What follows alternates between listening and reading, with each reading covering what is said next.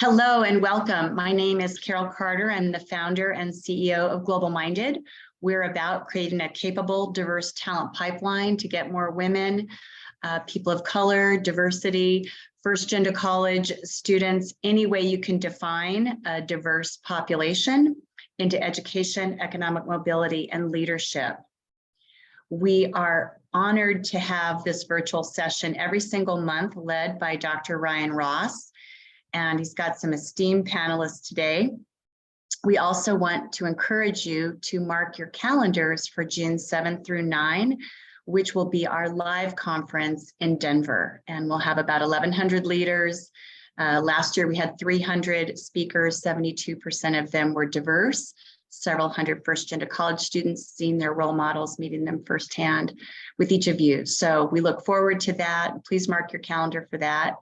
And this month, we just celebrated MLK's birthday last weekend, and this series, Get Comfortable Being Uncomfortable, which Dr. Ross leads each month, really is a provocative way to raise issues and be able to create some dialogue. Sometimes we don't often resolve some of these things, but the ability to raise these issues is really critical right now in respectful ways we can all work through them. So it's my pleasure to introduce Dr. Ryan Ross. He's the Associate Chancellor of Student Affairs, Equity and Inclusion at the Colorado Community College System.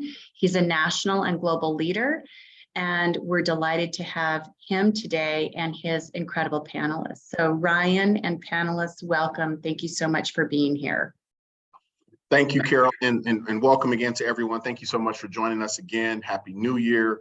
For those we haven't had the opportunity to talk to, we're going to jump right in because we only have an hour, and this group of folks that we have today are just tremendous leaders in this work, tremendous leaders in their personal and professional lives, and just all around just tremendous humans. And it's an honor and privilege to know each and every one of you. And again, my gratitude for you taking time to share your space, your time, your treasure, your talent, all of those things with us today.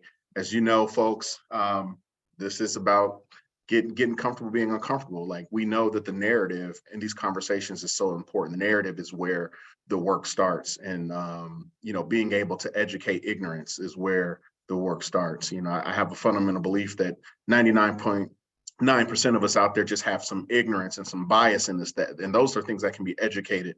And then there's that 0.1%, and we know what that's like, and we will definitely know how to address those things too. But in this environment, it's really about the learning, it's about the growing, it's about the conversation, it's about getting comfortable being uncomfortable, and most importantly, it's about grace for those who don't know what you may know. And it's the opportunity to dig deeper, dive further, and grow more, so we can ensure that we create an environment where everyone thrives. And so our panelists will introduce themselves here in just a second, but before we do that, I'm just going to take a pause for the cause, and we're just going to take a moment of silence to recognize our Indigenous brothers and sisters.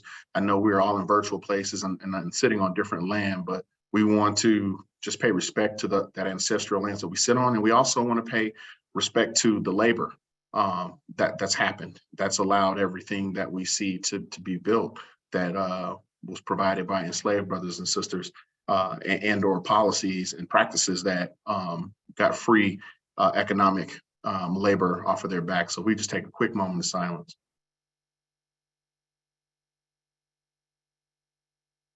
I can't underscore enough the importance of the land and labor acknowledgements, and just remember, folks, these aren't things that we just do to just do. They have deep and significant meaning, and so hope that you consider doing that in your respective places of work and worship and where you live and all those places. And so, but again, we're going to have Dr. Roberto Montoya with us, Keith Station, Lana, I always mess up, Hailemariam.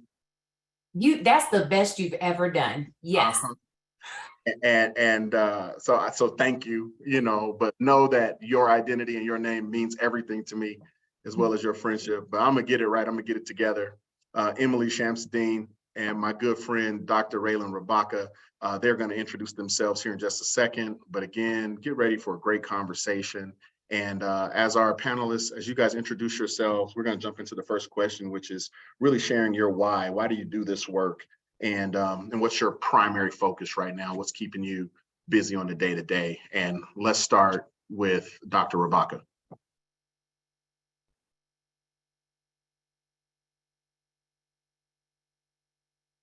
Okay. I can't believe you're starting with me. All right. On the day-to-day, I'm founder and director of a brand new center at the University of Colorado Boulder. It's called the Center for African and African American Studies. And we have our grand opening next week, first day of Black History Month. But I've been here almost 20 years, and it's taken about that long to get this center founded and grounded. So all the other BIPOC groups, all the other POC non-white groups, had centers. So we are the last to finally get it going. We do have significant solidarity with other groups, but just trying to build a different kind of university here. We only have about 800 African-American students out of 36,000 students. We only have about 800. So it's a really rough situation.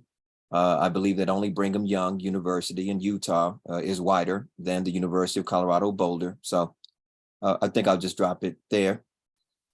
Greetings, good afternoon. Thank you, thank you. Lana. Hi, I am Lana Hailemariam, and I'm the CEO of StandUP, which is a professional development organization. We primarily work with nonprofit organizations, and everything we do is rooted in adult emotional intelligence. So diversity, equity, and inclusion is one of the areas that we operate in: leadership, organizational leadership, and youth development. But everything we do is centered around the human being that we're working with and their individual process in whatever the conversation is. So right now, I would say our biggest area of focus is, how do we do what we do on a grander scale? That's where my brain is as kind of the visionary for our organization. How do we duplicate ourselves? How do we teach people how to see the world like we see the world, and empower them to go out and move in that way? Thank you. Keith.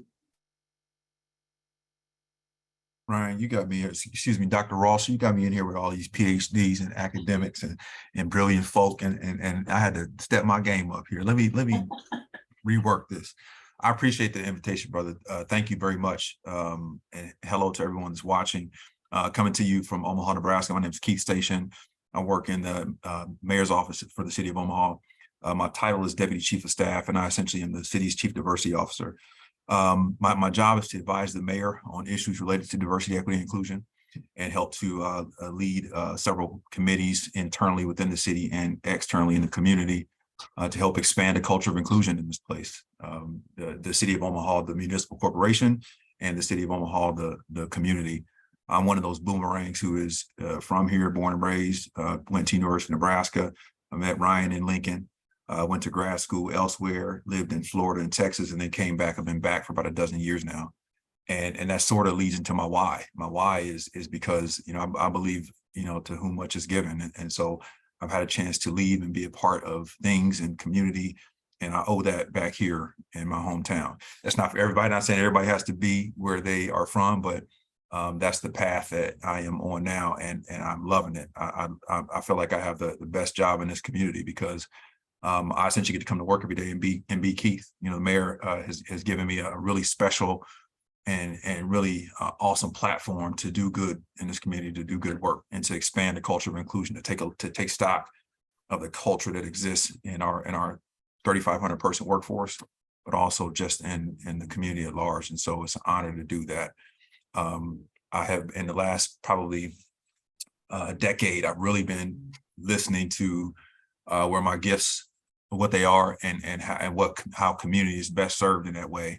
And I get to do that right now, and in places like this with you all, with students in my household, and on some of the boards that I have a chance to serve on and help to recruit for, in healthcare and the arts and transit and economic development and all the way. So I get to help affect and expand the culture of inclusion in all the places that I'm at. And it's a real honor and a privilege. Thank you for the kind invite, brother. Thank you, Dr. Montoya. Hola, buenas tardes. Good afternoon, everyone. It is truly an honor to be on this esteemed panel. And Dr. Ross, I just really deeply appreciate the invitation. My name is Roberto Montoya. I use he, him, and pronouns, and I have the honor to serve as the first ever Chief Educational Equity Officer for the Colorado Department of Higher Ed in the state of Colorado. And for me, so much of the way in which I show up for the work is so deeply informed by the way that I grew up.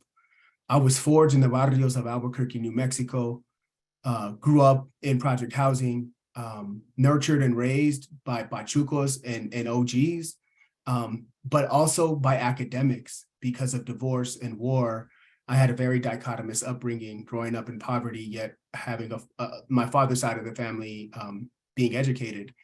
And I've never lost sight of what it means for me to be both of those things, and to never shy away from the fact that I am both of those things. And in this role, I often struggle calling it work because my epistemology, my way of knowing the world, is inextricably bound to education and justice.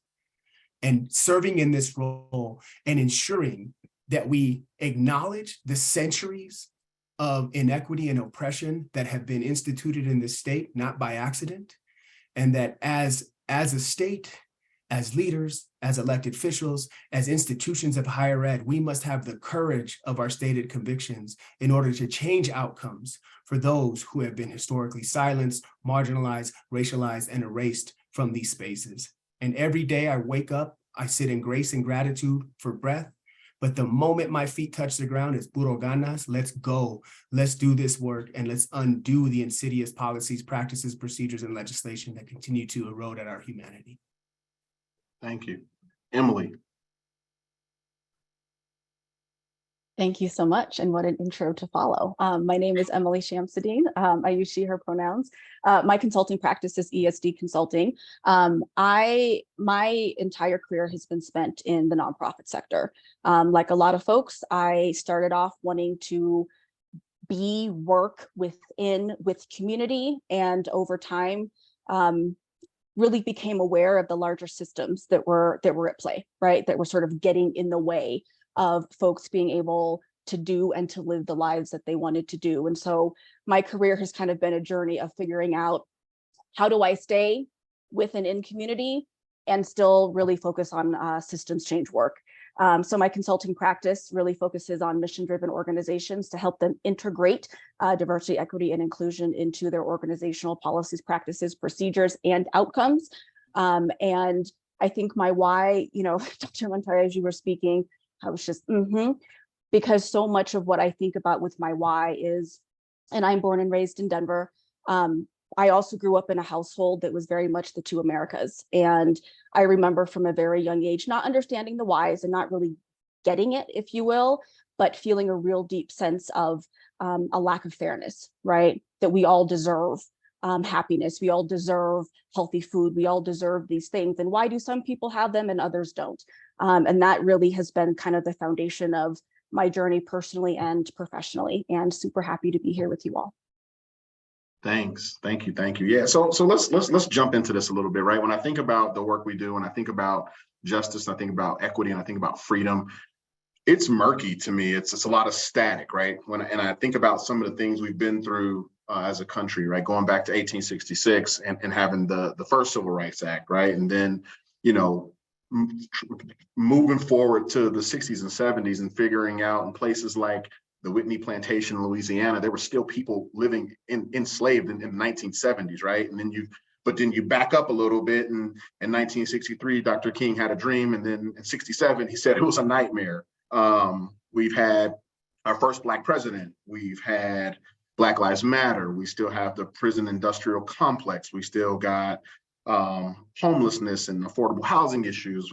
We've got police murdering people, Elijah McClain, Breonna Taylor, George Floyd, right? And then we've got people who are undocumented, experiencing lots of isms and members of the LGBTQIA community being ostracized, marginalized, right? But then we also have tons of people like me and Dr. Montoya and Keith, right, who are CDOs of huge organizations. There are more CDOs, I think, now than there ever have been.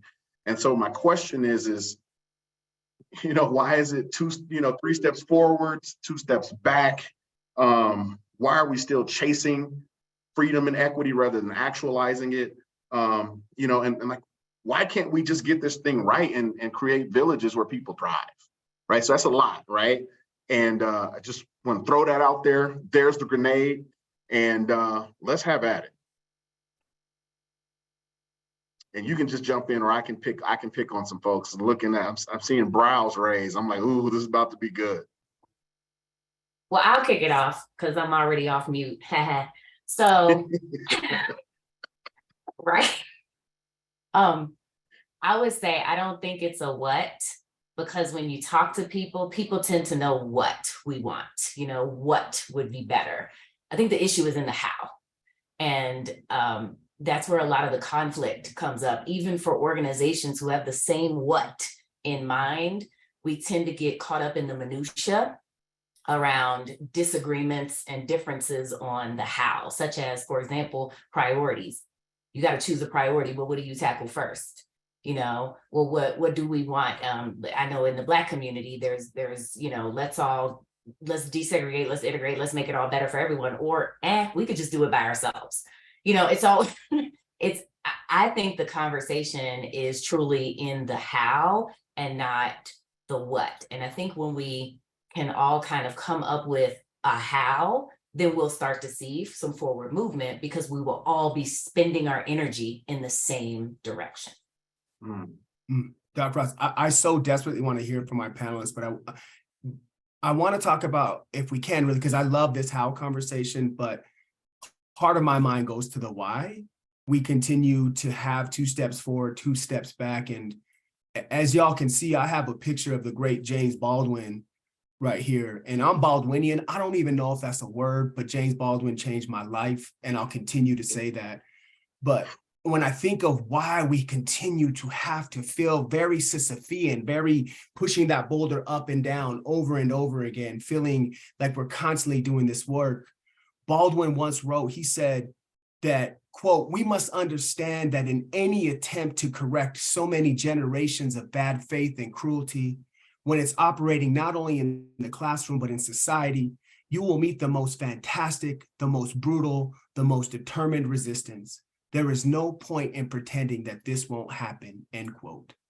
Part of, I think, why we continue to have to push this boulder up is because we have such potent resistance to justice and to changing outcomes. There are folks who are willfully naive and do not want folks to succeed in the same ways that other folks do. And it's because of that coordinated resistance that we continue to have to push up against policies, practices, and procedures that are intentionally put in place to create additional barriers.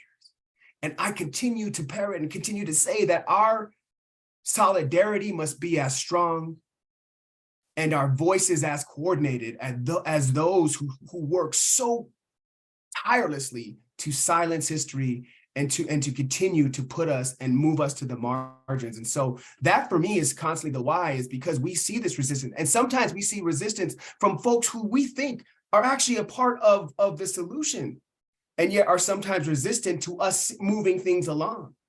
But also conversely, there are sometimes we are too quickly to label people resistant, who are just trying to make sense of where they fit within the work. And so this is what makes it complicated. And this is for me why there is such continuously a why in which we have to do this work.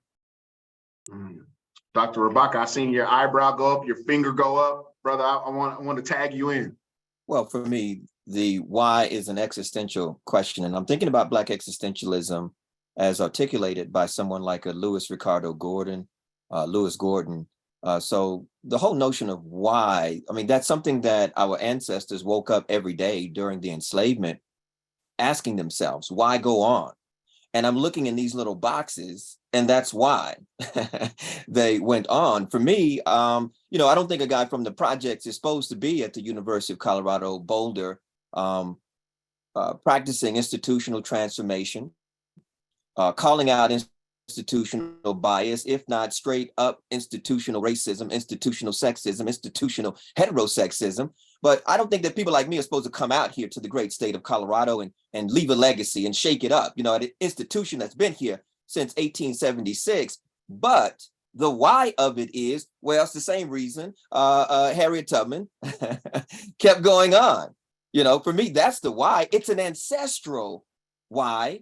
And part of the way that the American education system works is to disrupt and delink our relationships with our ancestry. It's almost as if the only people that have traditions and culture in this society, I don't want to get y'all in trouble. You know what I mean? Go ahead. We keeping it so You know real. what I mean? I'm about to get started now. Your Y'all done middle messed name up. is trouble. Let's Y'all go. done messed up. This is some of that John Lewis. Go out there and get in good trouble. See, there's some good Let's do trouble, it. there's some bad trouble. And I've been getting in good trouble out here for a very long time. But the why, if I can go back to that and just sort of really, really get into that, human freedom, human liberation, and then yes, as an African American, yes, absolutely. Black liberation, but duh. Right? Because I believe the same thing that the Combahee River Collective believes. If we could get freedom, right, for the most marginalized and the most vulnerable among us, we would actually then, as James Baldwin said, Dr. Montoya, as James Baldwin said, then we would really achieve American democracy. See, if we go to someone like a John Rawls, the political philosopher out of Harvard, they sat up there and said, it doesn't really matter whether the people are living in democracy. What matters more is if you can make them think that they're living in democracy. And the sad reality of the matter is most students can graduate with high school diplomas and they have no fluency in what democracy is actually supposed to be. So when people talk about stop the steal and make America great again, I better turn my mic off, but I don't want to get, okay, you know what? I'm a hush. Thank you. Hey, you ready to keep that mic on. Other thoughts. Emily, go ahead. Thanks, I appreciate that. I think that there's numerous things, right, that we can name: an absence of political will, the lack of awareness, at least depth of awareness around, right, like the deep systemic ways, right, that this works, the depth of hate, the depth of all these things. But one of the things that I think about, particularly again, in the context where I'm working inside of organizations, institutions, one of the things that I come across a lot is this idea that, well, we can't do that. That's not how things have always been done. Well, that's not what we think we can do. And I think as long as we continue to just chip away, and I'll say this again, any little chip, right? Any little progress, any little movement, we'll take it, we should celebrate it. And as long as we continue to chip away at a system that is literally designed to produce inequities, we're not going to actually get to a place where we're going to see, I think personally, kind of sort of some of these more dramatic changes that we want. So if our confines, and I think folks maybe have experienced this, which is an institution chips away, a change happens, and instead of seeing expansion, we see contraction, right? Instead of walls coming down, right, we see walls coming up. And that's a little bit of that like Boulder back up and down that hill, I think, Dr. Ross, that you're talking about. But I think some of it for me is I try to really, really challenge the folks that I work with to say that it's actually about creating something completely different, right? We all know that old saying, the system's working exactly how it's supposed to, right? And it is. The system is working how it's supposed to. And if we continue to only work within the confines of what we perceive to be the system, then I think we're going to have a real hard time, right, kind of making that forward progress. Now, I say that to say that I know that that's a huge mountain, right? And these systems, these laws, these policies, the norms, the practices, all of that stuff is obviously what we're up against. And I really, really always try to encourage folks to say, take it all away. how do we actually create something new and something different to get us the results that we want, instead of just trying to chip away and make this system that is not for us continue to try to be for us. So I don't know, that was just some of the thoughts that I had. And Keith, I'd pass it on to you. Right on. I appreciate that. I second everything that you all said, and I'll just add this. When I think about your question, Dr. Ross, I think that we move in a way that has made us think that we have this false binary of we have to, and I'm thinking about the lens I look through and the work I get to do about expanding diversity and inclusion and making advances in society in terms of justice, in terms of equity. And we either focus too much on the business case when we're trying to make it work, or we focus too much on the values case. And one of the things that I talk about a lot in my community is we do both, and it's not profound, it's not a new concept, but I think it's right here always, and we just miss the opportunity to do both. At the risk of I don't want to speak to alternative facts, but I do want to underscore that two things can be true sometimes. We don't have to choose, and sometimes we are pitted against this or that. And I think that again, in the day-to-day world that I get to live in, the politics and the government aspect of what I get to affect just accentuates the polarization that we see in government and in our communities. And we don't always have to choose. We can do both. We should, when we are looking at expanding diversity inclusion and in making advances for the least of us in our communities, we should do it because it's the right thing to do. And we should also do it because it's, better for business and community and the way we operate, what we fund, how we rebuild infrastructure. And it also is the right thing to do. And you don't lose money by doing it because it aligns with the values in your organization. And we can do both. And so we ought to stop doing that. One more thing real quick. I think that we lack an appreciation for history. I think that if 2020 and since then has taught us anything, it just has reminded us that, if you don't know your history, then you're going to repeat it. And we've seen attempts at pulling us back into repeating history. And so while history, with the premise you made, Doc, it makes us uncomfortable sometimes, it's hard to talk about. We have to unpack it and we have to understand it, and we can do it. And it doesn't have to be this polarizing thing. There are some things that are true and that are indisputable, and there are some things that are subjective and are based on opinion and people's lived experience. And how can we speak to what is and also look forward and also be thinking a bit more upstream in our problem solving, and then downstream in terms of the results we want to see, how we measure, how we know what change and impact in the now that we're doing now, what that looks like a decade, or forget a decade from now, and 5 years from now. How do we make sure in 5 years we're not working on the same thing in the same way we are today on January 24th, 2023? I'll stop there.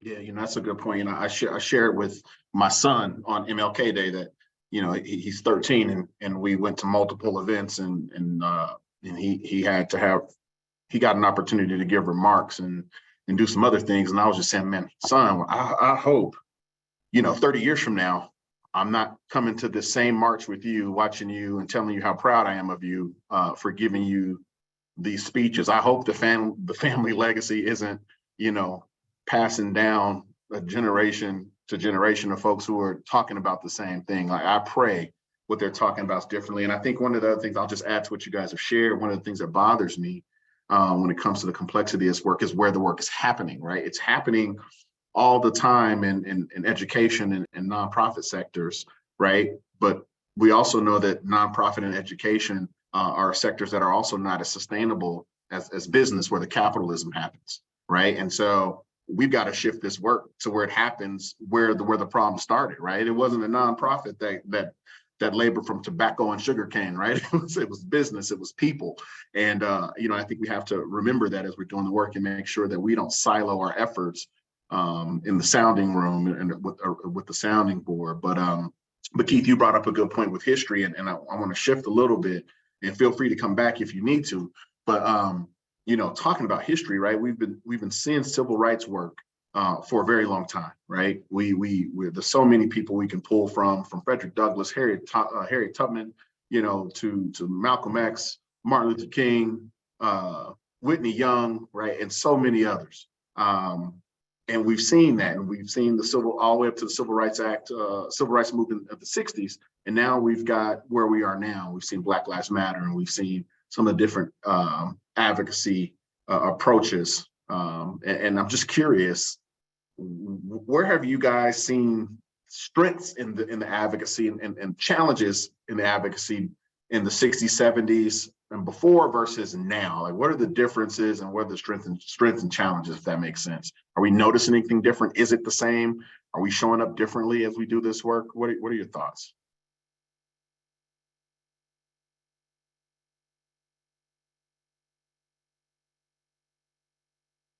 Are we doing the same? Is it the same march? Is it the same? Are we seeing anything strategically different in the way we approach this work and the way we talk about this work? And I mean, sit on this one for a second because it's real, but I'm just curious if we've actually learned anything from the past, or are we just recycling?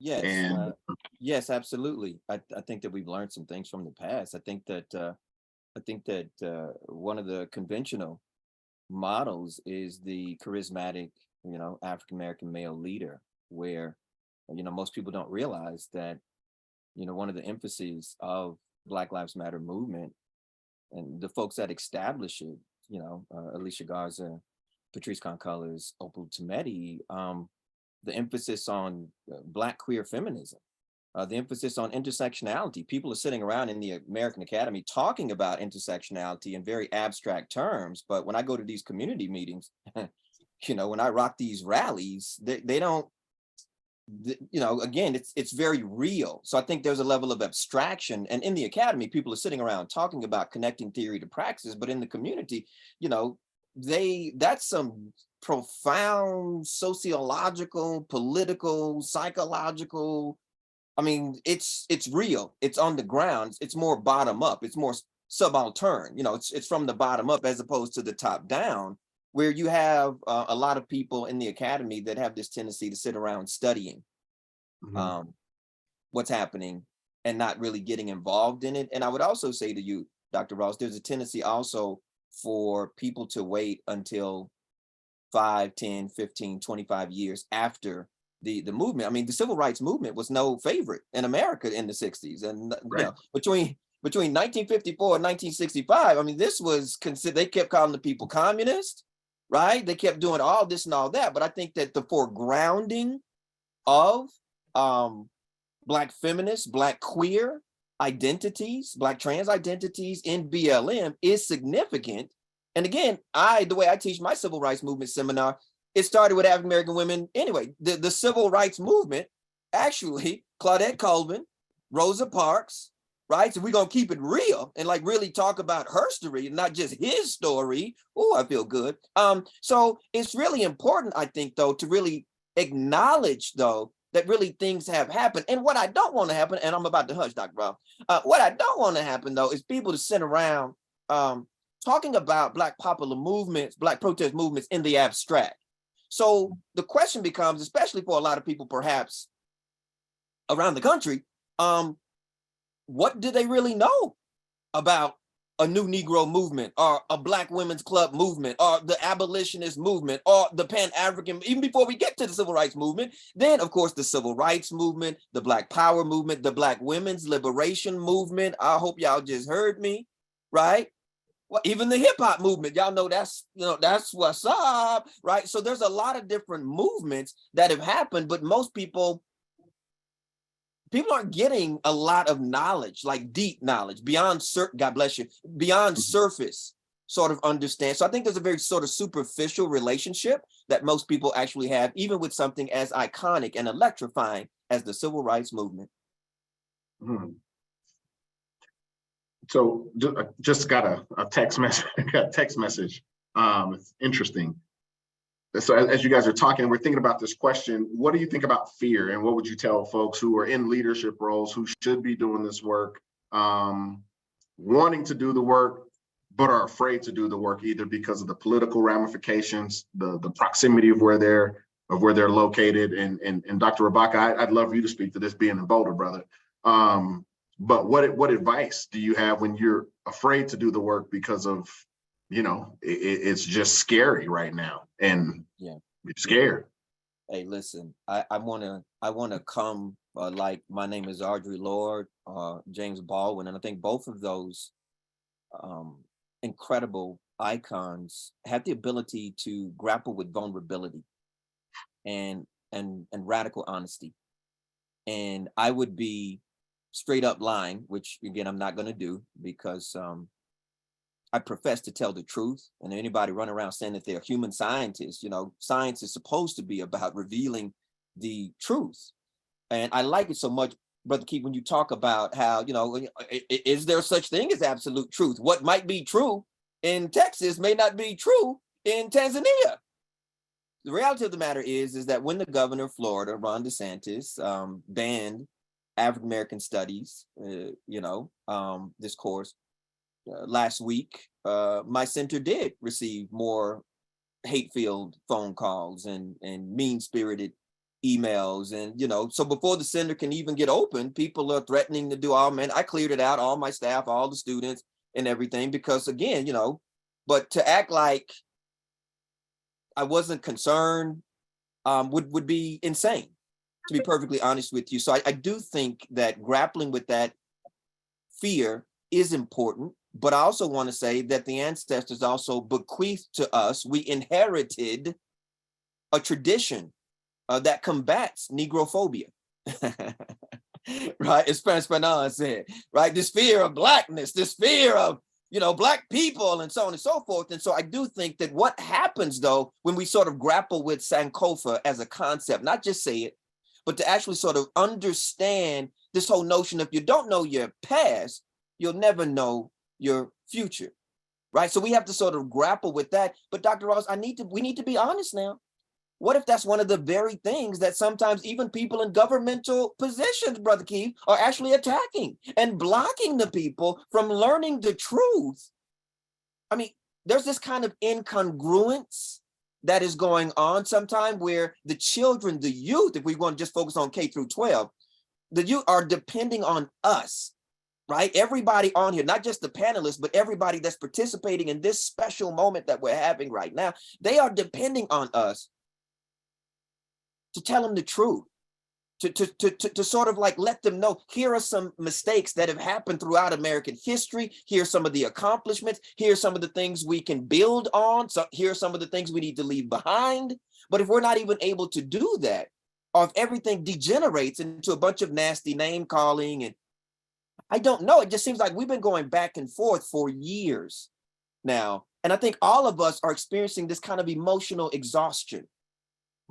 Right? And that too, I think that we need to name it. And again, these are some of the things I've learned from being in BLM, right? This beautiful ability to, once you name that, then you realize that us practicing self-care is an act of love.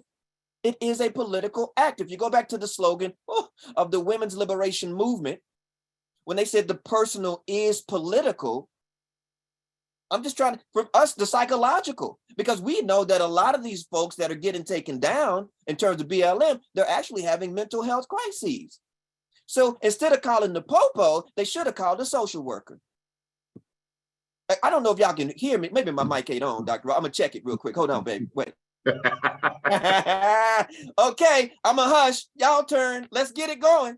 Yeah, so similar, right? So for Emily and Lana, right? You guys are entrepreneurs, you own your own spaces, right? And you're coming in, people call you in to do this work. So when you are confronted with the situation of being called in to do the work, and then people really don't want to do the work, or the leaders are saying, hey, we want to do this, but I don't want to go that far. That's a little too political. That's going to get people mad. Like, how are you guys showing up in those situations as professionals? What are you doing to manage that and help lead those organizations? What does that look like for you? And then and Dr. Montoya and Keith, I've got something coming for you in just a second.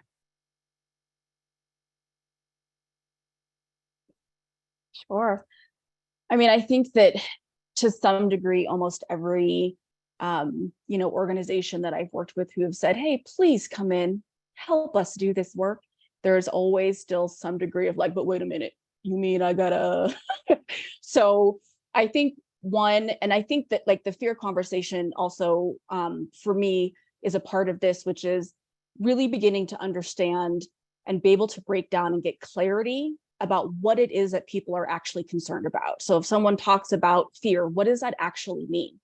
Because fear for your safety is very different than fear that you're going to ostracize family and friends, is different than I have some personal fears, right, about my own work or lack thereof around it. So I think for me, it's always about making sure that I am being clear and specific with folks to understand what it is that's actually getting in their way, because that's, for me, at least a part of then how I can effectively help to do some problem solving around what that is. I think we throw out things like, oh, I'm worried or I'm scared without actually diving into what that means. So I think that's one of the strategies, if you will, that for me that I use.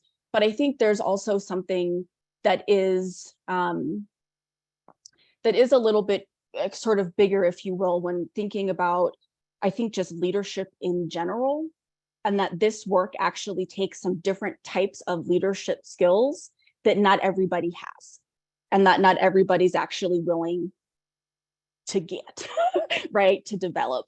And so oftentimes the fear, the hesitancy that I experience with leaders, that it's usually coming because this work requires them to show up in a different way, and they don't actually know how to do that and still feel like they have their power, to still feel like they can lead their staff and their organization.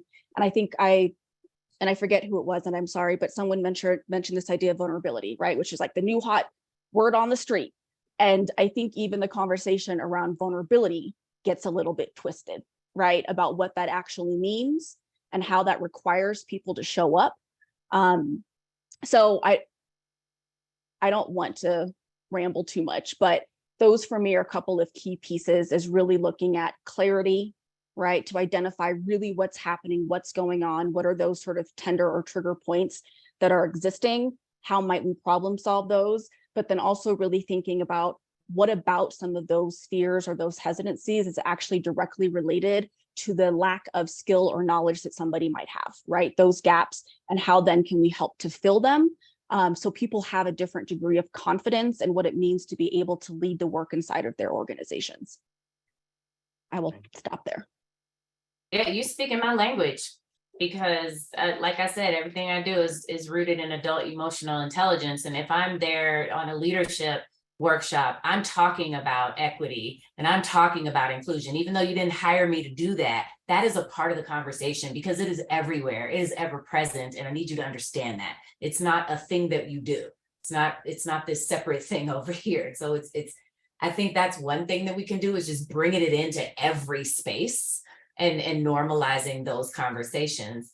But when it comes to this idea around fear and leaders showing up differently, that's that work. That's that internal work of emotional intelligence that what I was saying, before about the how, and I think that's even connected to the why, is people who make more progress in moving conversations like this forward are typically people who are doing their own internal work, right? And so how can we responsibly enter into spaces and have these conversations and challenge people without challenging their emotional intelligence? It's not possible. That's the lens through which I see the world. As your EQ grows, so does your ability to move things forward with more than just you. That's how you get people on board. That's how you can have hard conversations, and people don't have to agree with you, but they still do it. I had a conversation, let me get specific. I had a conversation with the leader recently, and Emily, I think you can connect with this, probably everybody, where we got to that weird point of, we're talking about taking action, and now it's getting real. And now people are starting to get a little tense, and, oh, the budget, oh, I don't know if we have the people, we've been in those spaces, right? And so I just, I said what I always say, which is, self-awareness is everything, but it doesn't change anything. At some point, you have to decide as leaders who you are and what you stand for. You have to decide organizationally, who are we? What does this mean? You know, everybody wants to grab on the letters, you know, DEIA, JEDI, DEI, with it. No, what are we doing? What are we doing here? We can't do all the things all at once. Most organizations aren't equipped to do that. And so, like, decide what matters to you in this moment, because when you focus on that, guess what? All those other things will become a part of it and move forward.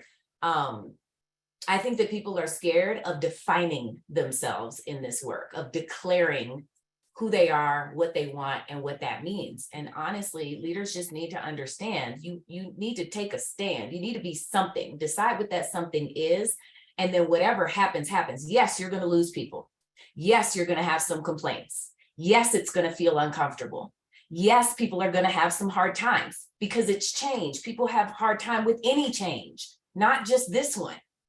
Why all of a sudden are we scared to do this change when you just, for the last 5 years, rattled all of your organization and made 10,000 changes? What's the difference? You know, and I think like having those heart-to-heart conversations, not embarrassing people in front of their people, but engaging our leaders to do their own work so they can face these gremlins, you know, own them and decide what they want to do to move forward.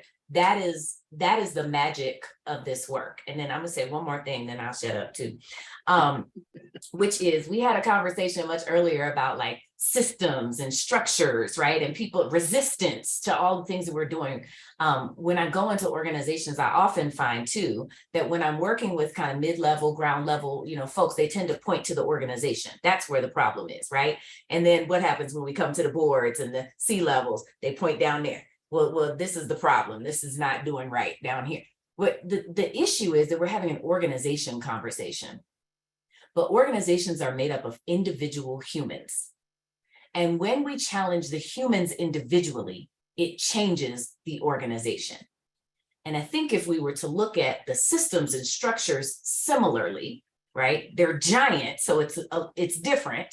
I'll give you that, but it works the same. It works exactly the same. You got to go and change the humans that are creating the monster in order to change the monster. And that is a lot of work. Thank you.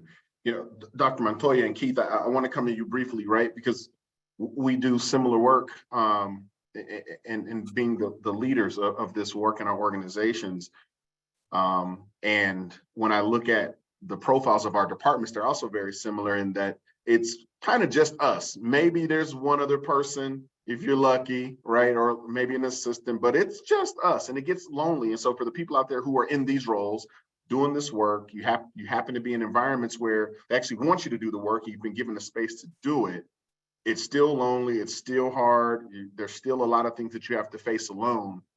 What are you doing in those dark moments when you're ready to just throw your hands up in the air, when it feels like everyone's against you, when the death threats are coming, when all those things that we know that happen? How are you guys managing and dealing with that in your roles? One thing that I try to keep in mind, and I just got to say, I'm in awe of this brilliance and this brilliance. It's like I'm a pen here. I'm scribing notes. You can see my note sheet here. One of the things that I try to do, Ryan, is when it gets frustrating, because I am a party of one, but I do have some committees that I work with, and I have an interdepartmental board of fellow city employees that are champions for this work inside the city. But I remember that this role is, and this platform is not about me. I am a steward of this moment and of the seat, you know, within this administration. And while that may sound preachy, that may sound soapboxy, I don't mean for it to. It just reminds me, and it pushes me, and it's a constant thrust to remember that we have to push. We have to, you know, sit in that discomfort. And we have to ask the hard questions, and we have to plan ahead and think about the budget. And we have to not just work and stay comfortable and maintain our role. right? Like and it would be easy for me to be here in some performative way and just hold this seat until it's not mine anymore. But again, if the legacy that we leave, that I leave, isn't such that my successor and their successor and then Gavin, when he gets here, if y'all haven't ever dealt with young Gavin Ross, y'all missing out. But to make sure that when his generation is here, that we did something at this time to keep it going forward. But also, as I mentioned earlier, it's being done in a different way. So I think about that. It motivates me.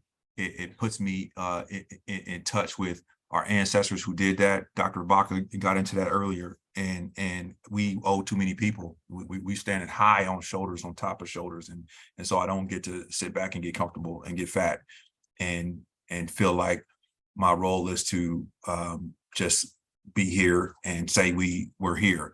But what do we do, and how do we do it in a sustainable way, and how do we do it courageously, even if it means that you get some no's, or you have to be unpopular, in your organization or in your sphere of influence. That's the capital. That's the hopefully we do it in a way where you build up enough equity, so that when you have to spend that equity down, you remain the most credible messenger in your sphere of influence. But you have to do it in that way without fear that you maybe won't be here next week. Easier said than done, but it's just a reality that I found. Dr. Montoya. Yeah, thank you for the question, and just for the brilliance and the gift of being here. When I think about, I try not to center myself in this work. As a cisgender heterosexual male, we get centered enough. When I think about the spaces I'm in, when I'm often the only person in those spaces, I often look and think about the countless students, especially students of color, who continuously feel marginalized, forced to assimilate, made invisible, and I think of my own daughter, who's a senior up at CU Boulder, who has, expressed to me how hard it is sometimes being a young Latina on that campus, not seeing herself often. And, I'm still interested in this conversation about fear, because thinking about those conditions, I still think that far too many institutions and leaders and humans are indeed fearful. And as a result of this fear, they do very performative, simplistic, and reductive work. And I think of the work that is needed to make sure that we feel seen, that we feel like we belong.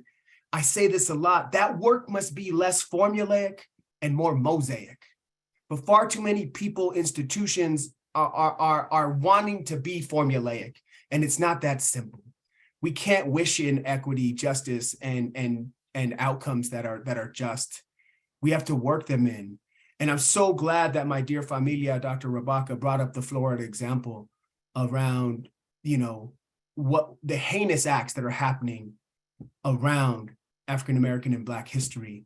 And I'm thankful that even though we have work to do in this state, that we work in this state, because I have to shout out my dear colleagues, Dr. Kim Post and Dr. Chris Rasmussen, whose work with the Colorado General Education Council has recently worked to guarantee that AP African-American history is transferable and that you get college credit for those courses. That's a big deal. Black history, African-American history is vital, it's US history, and it's rigorous. And as Bell Hooks said, the classroom remains the most radical space of possibility. We cannot strip that away. We must not. And those of us who do not identify as Black have to have the courage to challenge anti-Blackness in those spaces, especially in my community, which has such a deep, profound anti-Blackness that must be eradicated from our culture so that we can be in solidarity with our brothers and sisters who are fighting so much every single day. And so I'm thankful to work in this state, and we will continue to do everything we can to ensure that Black history is taught throughout all levels of our education system. Man, y'all. That's what I do when I feel unseen. I lean on that so that I make others be seen, so that by reciprocity, then I can be seen as well. That's what's up, man. I am loving y'all. It is so nice to be on a panel where I just get to sit and listen and get fed and not have to do the talking. I'm just, and I hope you participants, all 82 of you are just soaking this in, and we are getting ready to run out of time. And so before we do, I want to take it over to Dr. Rabaka, and all of you, please respond quickly if you have if you have something to say about this.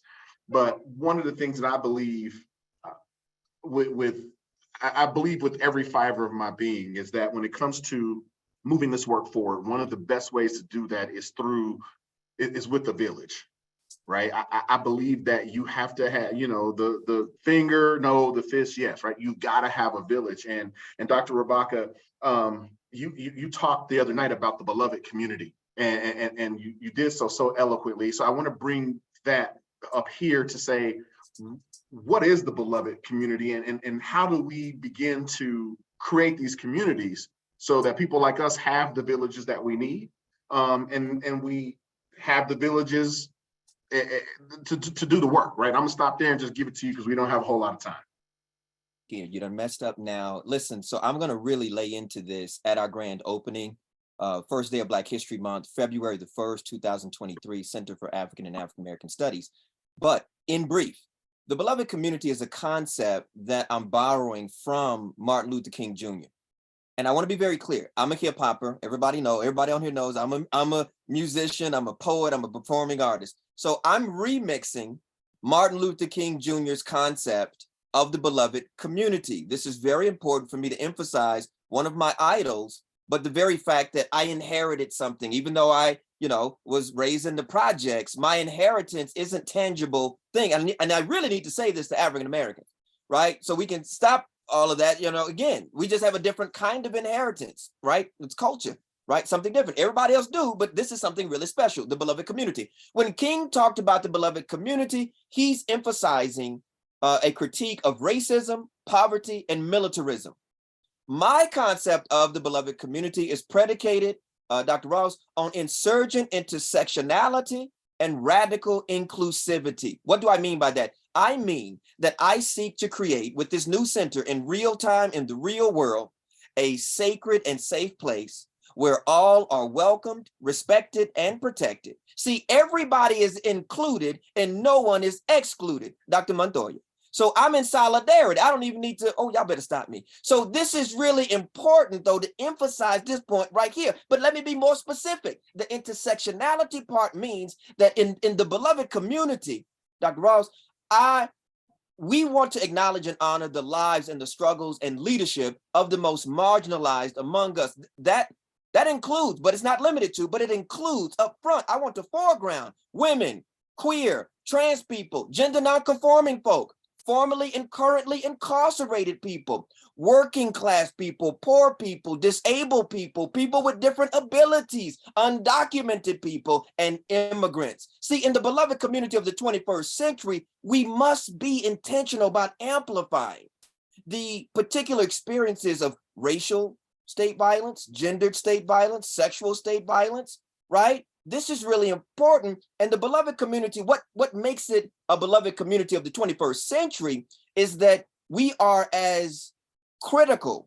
We are combating patriarchy and heteropatriarchy and queerphobia and transphobia just as much as we are combating police brutality and anti-Black racism, right? In this beloved community, I want to say it slow. We are committed to mental health and wellness, Sis Lana.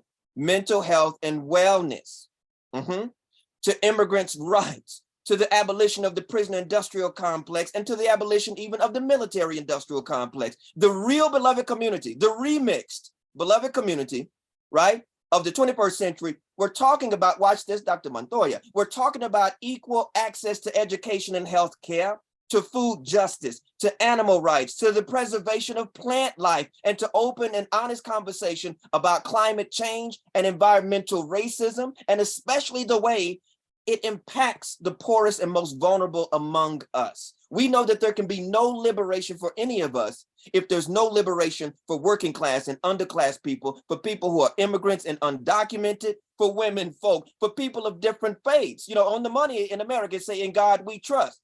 I better stop now. I I'm gonna leave it alone, Dr. Ross. I got to go to teach a class, man. You know what I'm saying?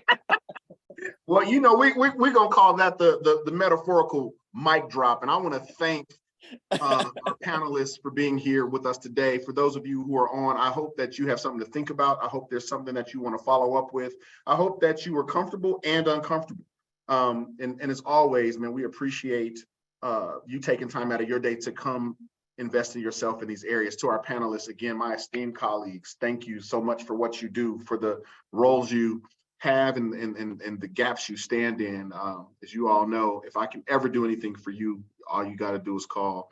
And again, thank you so very much for enriching the lives of everybody who was touched on today, and everybody who will be touched when they view this thing 1,000 times over the next few days. So with that being said, it's been another Global Minded. I'm Doc Ross. This is the esteemed panel for this month. We'll be back next month on February 21st. We're going to talk a little bit about reparations. So, and there's some really cool stuff happening around with that. With that being said, have a great day. And again, kudos to our panelists.